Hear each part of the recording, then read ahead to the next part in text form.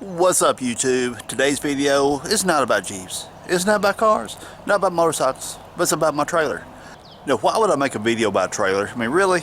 Well, it's like this. Anybody who has Jeeps, cars, motorcycles, whatever, either you have a trailer or you know someone with a trailer. This particular trailer here, I'll tell you what, let's take a look at it a little closer. So why am I bringing attention to the trailer?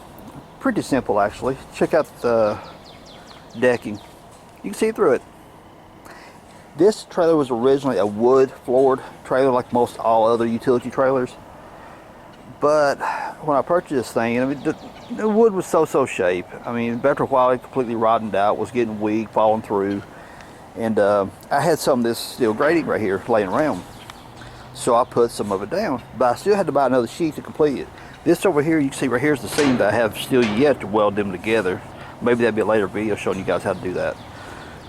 This side here is a continuous sheet front to rear. You purchase them in 3 feet wide, and this is a 20-foot sheet right here. I had to cut a section of it off because it's a 16-foot trailer, 16-foot wide. So what is the advantages of going with this type of steel floor versus going back to wood? The biggest thing is longevity, because this decking here has been down this trailer for probably well better than 10 years. Still as strong as the day I laid it down. May not look as pretty, but it's strong. And some of you are going to say, well, that stuff's expensive. Okay, I'll grant you that. This sheet right here, when I purchased it, was well over $300, and we'll get into some numbers here in a little bit about how much a sheet is, and cost analysis between wood and steel and this type of steel floor. So let's talk about one other thing.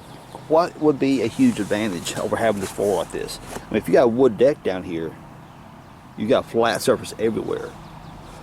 But having the steel grating floor right like this, you've got a anchor point no matter where you're at on the trailer. No matter where you're at. Tie rope here, straps, whatever. I've had numerous cars up on this thing, handled it no problem. And some of you guys, some of you people out there who are die-hard metal construction workers, whatever, will realize, and I didn't catch this till a lot later on. I didn't know, honestly, up until probably a few years ago. They actually have this stuff upside down. This is what I mean. These flat stock right here, 1/8 inch wide, 1 inch tall, but you got the welded bar coming across it right here that holds all the flat stock together. That welded bar is actually supposed to be up on top. It's much stronger that way. I flipped it over upside down like that, I guess to give myself places to weld in and tie in right there was my only reason. I really didn't know any better then. But nonetheless, I've had some seriously heavy cars up on this trailer, and they have never so much as flexed or never had an issue with it. So if you go with a steel floor like this, technically you're supposed to take the steel bar, it's supposed to be up on top.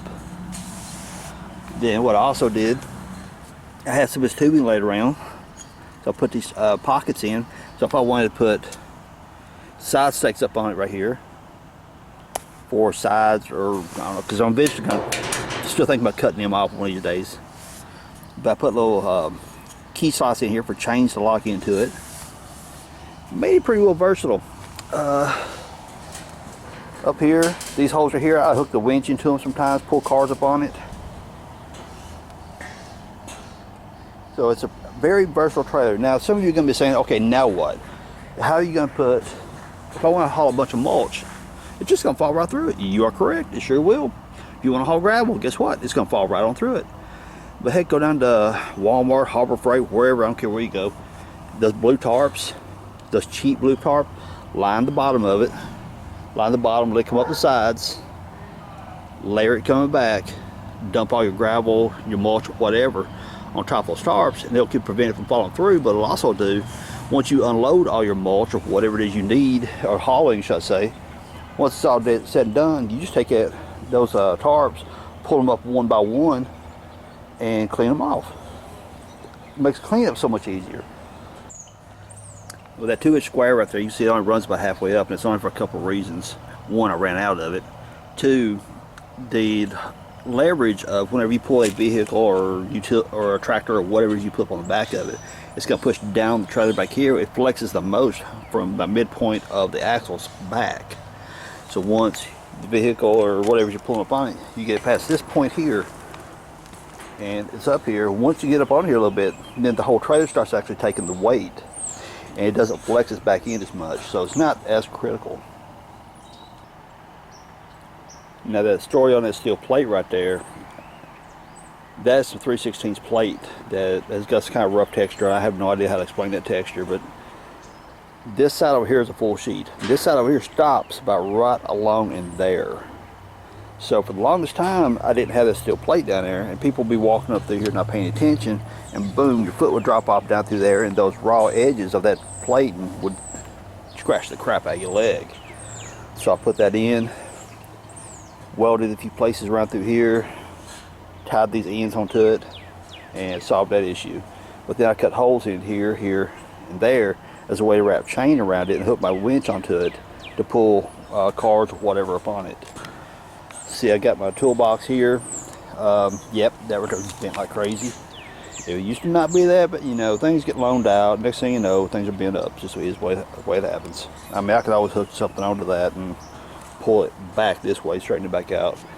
It just makes the door a little hard to hold open. It's not a real critical issue. And again, you can see right here where my little pockets are, where I can drop 2x4s in over sides if I ever cut these right here off. And it's got the little chain slots also. Okay, I just kind of briefly went over why I went with this type of steel floor instead of a wood floor. For one, I already had a lot of the material, so it wasn't going to cost me a whole heck of a lot. I mean, it cost me the price of one sheet, and like I said, they're a little over 300, but we'll get into numbers here later. But my biggest reason was longevity. Wood tends to rot out. I mean, of the trailers I've known, people who put down brand new, pressure treated decking on the trailer, 5 to 7 years or so is about its lifespan. And I am rough on my trailers. I mean, when I had the wood floor in this thing, it was enough for me to throw engine blocks in back of it or whatever, and throwing really sharp, heavy objects into it, it's going to be gouging the wood, allowing water to penetrate down into the wood. So, I needed something that was going to hold up. So, again, having part of the material already and just the longevity of a steel floor, much better. Enough of the rambling as to why. Let's move on to some numbers to see the cost effectiveness between wood and metal. Okay, let's look at the numbers versus weight versus cost analysis. Metal floor versus wood floor. Let's start with the metal. Cost per sheet is $310 per sheet, and that's per my local distributor. That's current steel prices, so I mean, that can vary. At the time when I got the quote, $310 per sheet, but steel prices go up, well, there you go, that can go up as well. The sheet that you're going to be buying is a 3 foot by 20 feet long, and per the distributor, they gave me the specifications on the weight and such. The whole sheet weighs 294 pounds or 4.9 pounds per square foot. Okay? So here we have a little diagram of my trailer here. 6 feet wide, 16 feet long. That equals 96 square feet. So you take this 96 square feet here times 4.9 pounds per square foot, equaling 470.4 pounds total weight by using the steel floor. Okay? Now the cost for the steel. Cost, like I mentioned up here, $310 per sheet. You're going to need 2 of them. You'll have about 4 feet roughly of each sheet left over, so you can use that to make you a set of ramps with, or whatever you feel froggy with. But the fact of the matter is, you still have to buy the 20-foot sheets, so you're going to incur the cost. Whether it matters whether it's a square footage calculation or linear footage, whatever, you still going to incur the cost of a 20-foot sheet. So $620 here. There's a 310 times 2, 120 square feet, which is 2 sheets at the 3 feet wide, 20 foot long, 60 feet times 2, 120 feet. So you're incurring the cost of $5.16 per square foot. So as you see up here, 470 pounds total here, or 4.9 pounds per square foot, or $620 total cost, or 516 pounds per square feet. Alright, now let's look at the wood costs. Wood flooring is 2 by 6 by 16 pressure treated, okay? Cost per board in my local area, and this is not including tax or anything like that, this is walking up, getting the price, And I even rounded the price up for simplicity at about $14 per board. Need about 13 boards. Now a 2x6, some people know, some people don't. A 2x4, 2x6 are not accurate dimensions of 2 by this or 6 by that. The dimension we're going to be worried about is the width. The 2 by 6 by 16. The 6 isn't exactly 6. It's like 5.5 inches. So spanning the width of a 6-foot trailer, you're going to need about 13 boards because you're going to have to trim one of them. So 13 boards times $14 each, looking at $182 approximately total cost there. Okay, 182 divided by 96. But 96 comes from the square footage of the trailer. Remember, the 16 long, 6 feet wide, 96 square feet, equaling $1.90 per square feet. Now, upfront cost, it shows that going with the wood floor is a lot less expensive than going with the steel floor. Totally agree. The weight is a major playing factor here, though. Weight. Now, I've got 48 pounds per board here. I know, maybe to the viewfinder here, this lettering is kind of small, but I have a lot of information to cram on these boards. 48 pounds per 16-foot board. Now, I got that number because I researched various different places on the internet that said it was 37 pounds, and others said 50-something pounds, so I took that as an average. And because that average is going to be how much moisture content is within inside each board, how accurate the cut is. I mean, the weight of a 2x period, 2x6, 2x4, 2x10, 2x12 can vary quite a bit depending on how much moisture is in the wood. When they do the pressure treating, how much of that pressure treating chemical is forced into the wood. So there's too many variables to say a dead set number. So we're going with 48 pounds because that was an average. 48 pounds per board times 13 boards, because you're going to trim one of them, but we're keeping the math simple here, equals 624 pounds total for boards. So 624 pounds divided by 96 square feet. Remember, 96 is the square footage of the trailer, length times width, equals 6.5 pounds per square foot. Now, let's look at that. 6.5 pounds per square foot versus 4.9. The steel is actually a lot lighter. Now that sounds kind of backwards there, doesn't it? But think about it.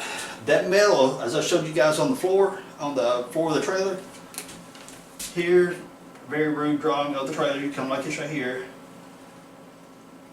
Now remember how the floor, the metal of the floor was laid, okay?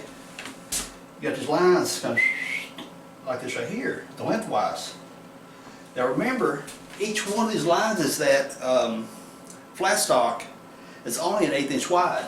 In between each one of them is 1 inch gap. So you're measuring the square footage of these things running like this right here. You take 1 square foot of that section. There's a lot of airspace right there between each one of those bar stock pieces.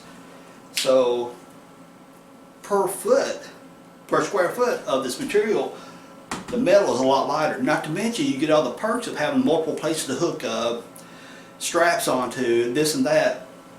And another great perk to that is too, when you're driving down the road, obviously it's lighter, it's going to save you more. You may recover your money difference because of the huge price difference. $438 difference in money. Metal versus wood. Metal obviously costs you a lot more. But if you're pulling 150 pounds less weight, 154 pounds lighter, you know, it's kind of argumentative that you may actually get that money back after some time, you know. And not to mention also, like I said, having all the anchor places, airflow. You know, the wood floor is going to come down, the airflow is going to come off the back of your truck, Jeep, whatever you're using your tow with. It's going to come off the back of that, it's going to hit that trailer. And as it hits that trailer, a wood floor, it's just going to glide right off that wood deck. Well, with this decking, this metal decking like that, it's going to flow through it. So again, you may get less wind resistance. I can tell you from pulling that trailer with, I used to have a lifted GMC, pulled it great. I pulled it with my 91 model Jeep, pulls it great. So, you know, personally, I know that the upfront money is a lot more expensive. I do not regret spending the extra money on that steel floor. And if I had to build another one, I would do the exact same thing again. So $438 more cost, but 154 pounds lighter. So Another thing you got to look at too, longevity. Of the experience I've had with wooden trailers before, on the average I've seen a rough used trailer, I've seen those floors lasting between 5 to 7 years or so. And I know when that thing had the wood floor on it, I would constantly, if I would get an engine block and I'm hauling off some junk or whatever, I'll throw the engine block up there so you get the edges of the engine block just bang, bang, beating on that wood floor, knocking big crevices into it, water gets into it, especially during the winter time. Water gets in there, it freezes, expands the wood, and after a while, the wood starts rotting out and falling apart. That steel floor, you don't have that issue. Everything falls right on through it. Now, as I mentioned in the video, everything does fall right on through it. So if you want to haul mulch, gravel, something like that, just go to Harbor Freight or wherever, get you some of those cheap blue tarps, line the floor of it, dump your mulch, dump your rock, whatever you're calling, and you're good to go. And it's easier cleanup. So, again, I realize almost $440 more money up front, but to me personally, the pros of having that steel floor hugely outweighs that money right there. You get your money back for convenience of having multiple anchor points, less weight to pull, better aerodynamics, probably outlast 3 or 4. I've had that steel floor on there, I know, for better than 10 years now. I would have already put a second wood floor at least into that thing if I had done that. So there's your wood floor would cost $182 right there. So if I would have to do it again every 5 years, you take and multiply that $182 over and over. Yeah, it'll take a couple years to recoup the cost back out of this, but you can look at upfront money that's coming out of your pocket to buy this stuff, but you kind of really got to look at also, what if you were to do this for someone as a side job, what would you want to be charged? What's your time worth? And I've seen common people common prices ranging anywhere between, I want to make $15 an hour minimum, or $20 an hour, $25, whatever your number is. You got to kind of factor that in too, because even though you're doing something for yourself, that, let's say $20 an hour, that's taking you to rip that wood floor up, put the new wood floor back down, that time that you're investing in laying that floor down could be spent toward doing something else, So that's one of the things you got to look at too. Back in my days of engineering, before I went into IT, I used to have to do cost analysis on products, variable overheads, fixed overheads, things like that. So you do have to put your own time costs into it. What am I worth? What's my time worth for doing this job? Then factor that into your overall costs. So I hope this kind of made some sense here. Again, like I said a moment ago, if I had to do it all over again, if I found me another frame that I wanted to build another trailer from, I wouldn't even look at that wood floor. I would go straight to steel, weld that baby down, and if you don't have a welder, I'm sure somebody around at Friends may have a welder that'll help you out with that. So, me, hands down, steel floor wins every time, because I've loved that steel floor ever since I've had it in. I've used wood floor trailers before. I don't know what else to say. So everyone, there's your numbers, so let's close this out. So did you learn a little something from that video? If you did, do that thumbs up button down below. Now if you have any trailer mods you want to talk about, you want to know what type of floor you have in yours, or anything that you would like to do to yours, leave them down in the comments down below. Questions or comments, always welcome. Be sure to hit that subscribe button down below so you'll be notified of these videos when I release them. You never know, you might actually learn something. Come on, hit that subscribe button. So everyone, thank you for hanging out with me. Peace out. Later, y'all.